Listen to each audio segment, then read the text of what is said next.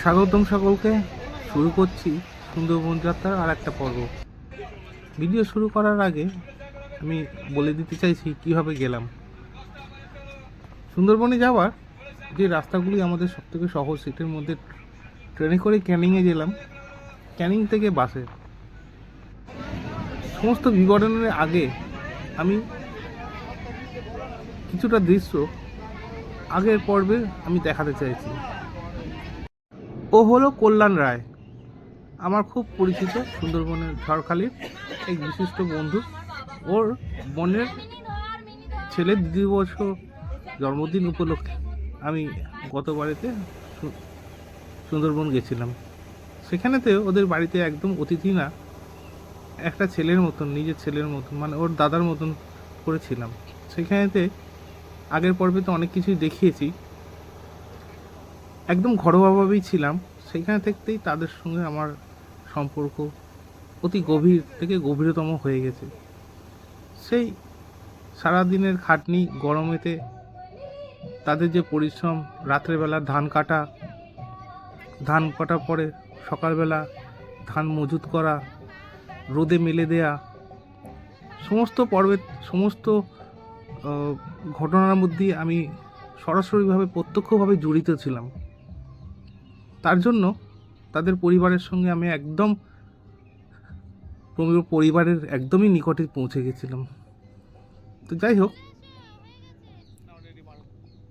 বেশ কিছুদিন তাদের সঙ্গে আমি নিজের পরিবারকে নিয়েও তাদের সঙ্গে থেকে এসেছি, তাদের সঙ্গে মিশে এসেছি।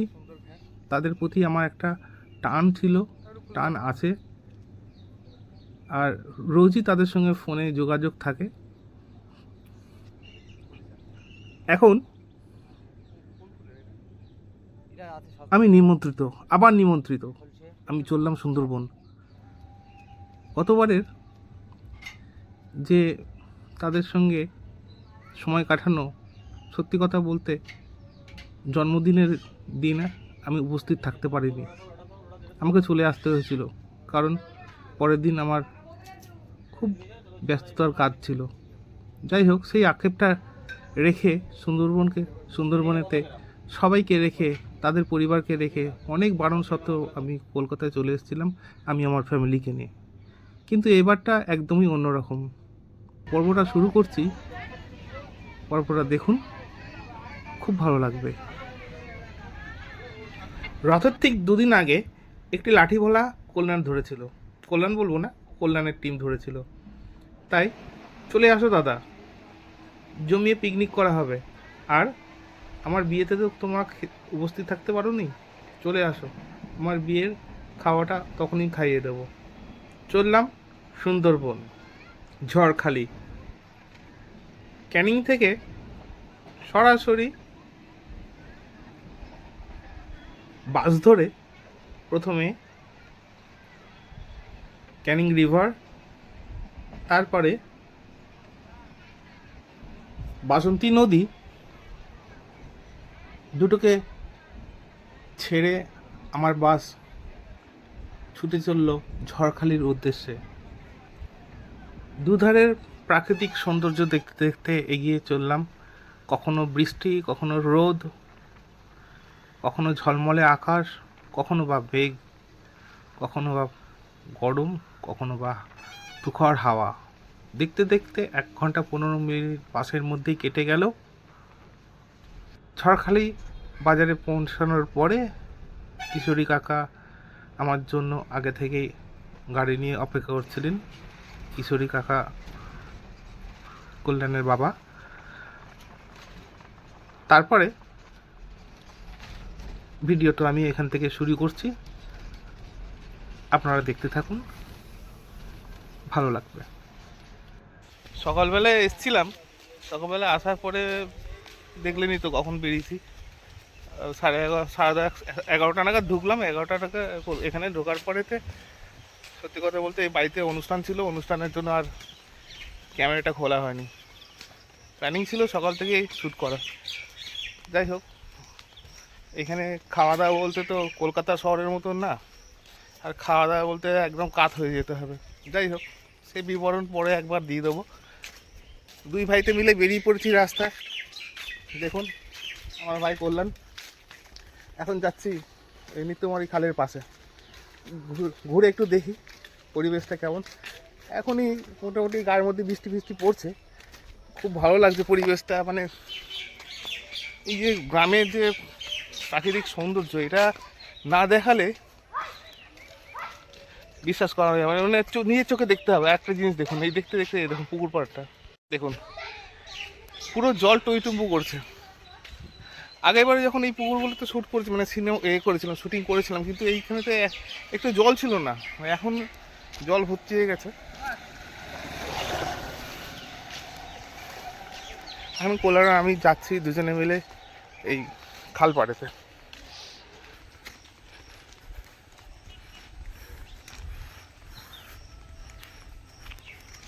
জাস্ট নেচারটা দেখুন কি দারুণ, আকাশটা লাগছে দেখুন।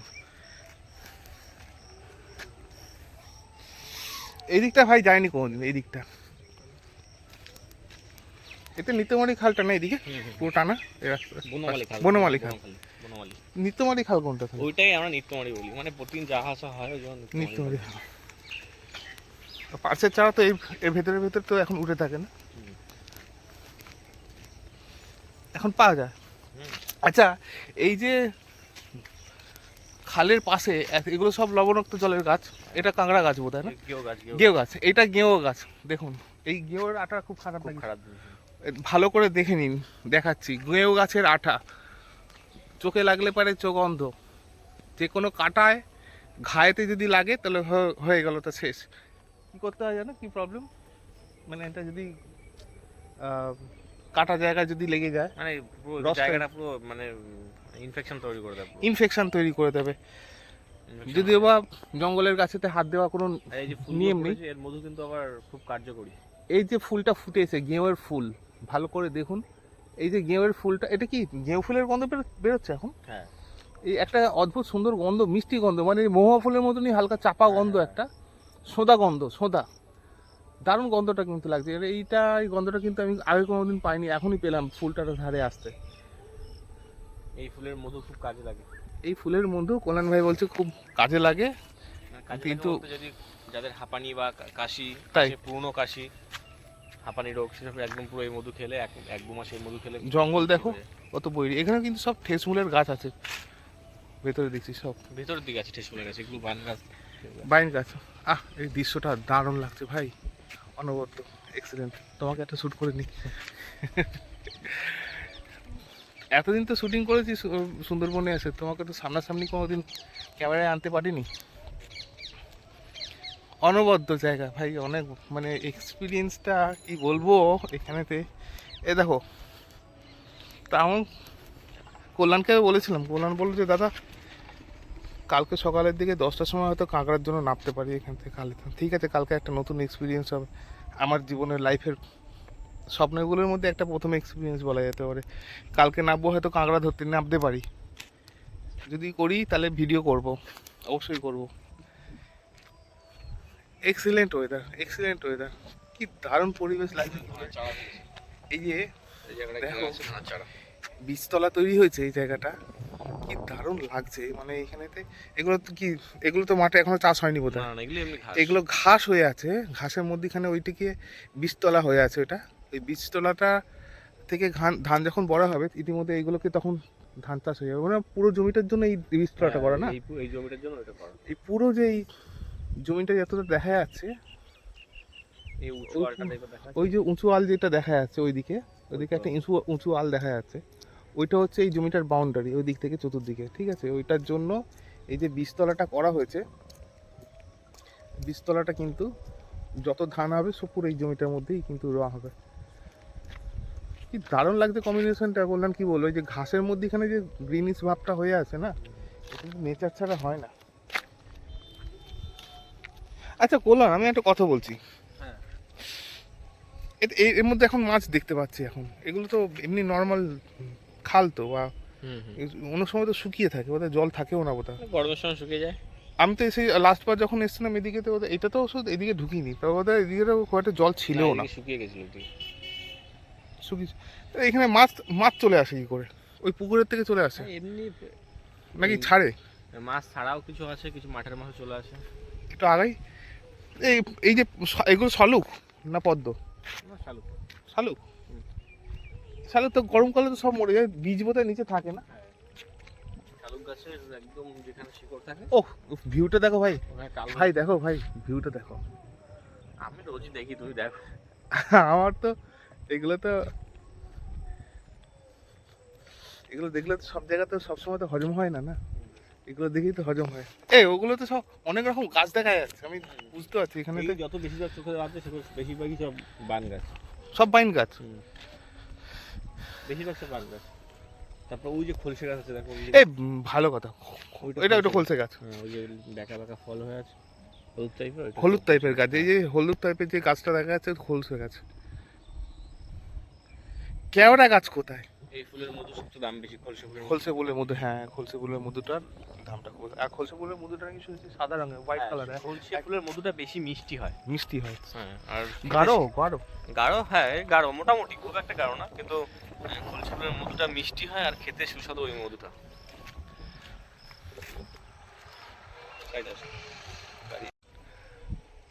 আর একটা গাছ, সেটা হচ্ছে বাবলা গাছ। বাবলা গাছের ফুলের অবশ্য গাছ নাকি ওটা মিষ্টি ধরে? বাবলা, হ্যাঁ এটা মিষ্টি না, পাড়ে হয়ে আছে তো। ওইটা কি হবে? এই বাবলা গাছের কাঁটা আছে না, এই যে বাবলা গাছের কাঁটা, তোমার মিষ্টি জায়গাতে, যেখানেতে মিষ্টি জায়গা আছে সেখানে বাবলা গাছের, শুনেছি নাকি বাবলা গাছের অনেক বহিরি পরিবেশের মধ্যে কিন্তু বাবলা গাছ হয়। আমি বাবলা গাছের ফুলই প্রথম দেখলাম। আর এই বৈরি এরিয়ার মধ্যেই তো যত হরিণ আছে, হরিণ বা তৃণভোজী প্রাণী আছে এই বাবলা গাছের উপরই। হ্যাঁ, ইভেন জিরাফ, উটও নাকি এখন মানে মরুভূমিতেও নাকি এই বাবলা গাছ আছে, মরুভূমিতেও আছে। আর উট জিরাফ সবাই কিন্তু এই তো গেও গাছ, এই গেও গাছে এটাই সিজন। ফুল গেও ফুল হবে, গেওর মধু পাওয়া যায় এই সময় তো, পাওয়া যায় মানে একটু আর কিছুদিন, এক মাসের মধ্যে, মানে 15 দিনের মধ্যে, 15 দিনের মধ্যে গেও ফুল উঠবে। আরে হরগোজা কাঁটাগুলো দেখো রে ভাই, নিচে নামা যাবে একটুখানি? বলতে পেরেছি। এই কত ক্যাংড়া, এই দেখো ক্যাংড়া, গেচো ক্যাংড়া না এগুলো? গেছো কাঁকড়া, হ্যাঁ এটা ব্যাং। এই নোনা জলেতে ব্যাং থাকে? হ্যাঁ, এটা হরগোজা কাঁটা। এই হরগোজা কি বিষাক্ত? বিষাক্ত বলতে গাছটা চারিদিকে শুধু কাটা কাটা থাকে। ফুলটা কিন্তু অপূর্ব দেখতে হয়, এখন ফুলটা ক্লোজ আপ নিন।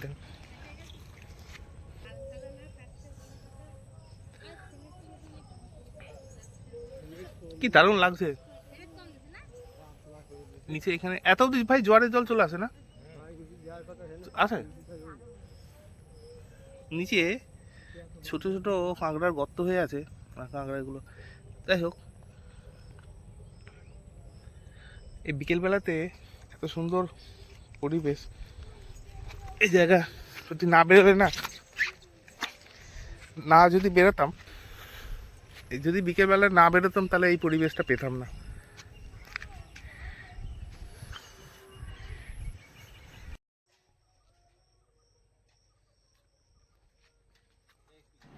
খালপাড়ের উপরে হাঁটতে হাঁটতে কখন যে বেলা গড়িয়েছে বুঝতেই পারিনি, কিন্তু প্রাকৃতিক দৃশ্য দেখে মনোমুগ্ধে পরিবেশে আমি যেন মিশে গেছিলাম সেখানে। বেলা যে গড়িয়ে নিবিড় অন্ধকারের দিকে ঠেকছে তখনও খেয়াল করতে পারিনি। আস্তে আস্তে দুজনে মিলে ফিরতি পথ ধরলাম।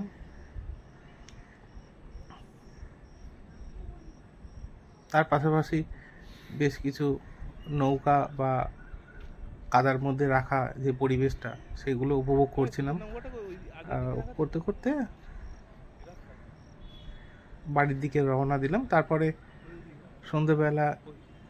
সন্ধ্যা হলো, বেশ কিছুক্ষণ ঝমাঝম বৃষ্টি হলো। বৃষ্টি হওয়ার পরে চতুর্দিকে ঝিঝি পোকার ডাক, বিভিন্ন রকম পোকামাকড়, যেগুলো গ্রামের দিকে সচরাচর হয়ে থাকে। আর বুঝতে পারছেন, একটা জংলা জায়গা, সেখানেতে বিভিন্ন রকম কীট পতঙ্গ পোকামাকড় থেকে থাকবে। আমি সন্ধেবেলাটুকু বেশ ভালোই উপভোগ করেছিলাম। একটি পোকাকে নিয়ে। দেখুন, এটা একটা বিটল, গোবরে পোকা।